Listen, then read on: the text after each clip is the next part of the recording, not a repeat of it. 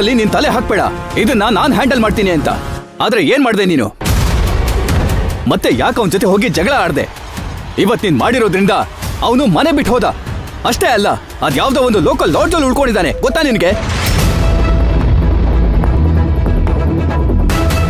ಏನು local lodge ಅಲ್ಲ? ಛೇ, ಅವನಿಗೆ ಇನ್ನೆಲ್ಲ ಜಾಗ ಸಿಗ್ಲಿಲ್ವಂತ. ನೀನ್ ಸ್ವಲ್ಪ ಬಾಯಿ ಮುಚ್ಕೊಂಡು ಸುಮ್ಮನೆ ಇರ್ತೀಯಾ?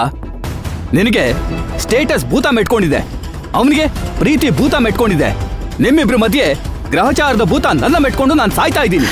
ಅಂದ್ರೆ ಎಲ್ಲ ನಂದೇ ತಪ್ಪು ಅಂತಾನಾ? ಇನ್ಯಾರು? ಅವನಿವತ್ತು ಈ ಮನೆಯಿಂದ ಆಚೆ ಹೋಗೋದಕ್ಕೆ ನೀನಲ್ದೆ ಇನ್ಯಾರ ಕಾರಣ?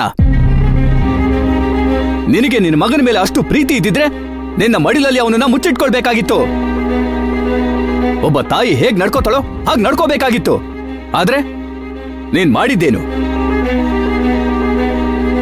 ನೀನು ನಿನ್ ಹಾಗೆ ಅವನನ್ನ ಬೆಳೆಸ್ತೆ. ನಿನ್ನಲ್ಲಿರೋ ಕೋಪ ಹಠ ಅವನಲ್ಲೂ ಬಂದು ಕೂತಿದೆ. ನೀನು ಒಂದಂದ್ರೆ ಅವನು 10 ಅಂತಾನೆ, ನೀನು 2 ಅಂದ್ರೆ ಅವನು 20 ಅಂತಾನೆ.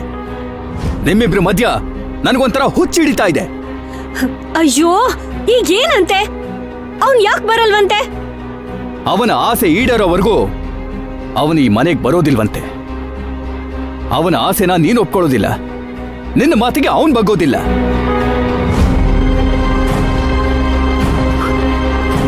ನೀನ್ ಹೀಗೆ ಕೋಪ ಮಾಡ್ಕೊಂಡಿದ್ರೆ ನಿನ್ನ ಮಗ ಆ ವಾರ್ಡನ್ ಮಡ್ಲಲ್ಲಿ ತಾಯಿ ಪ್ರೀತಿ ಹುಡ್ಕಕ್ ಹೋಗ್ತಾನೆ.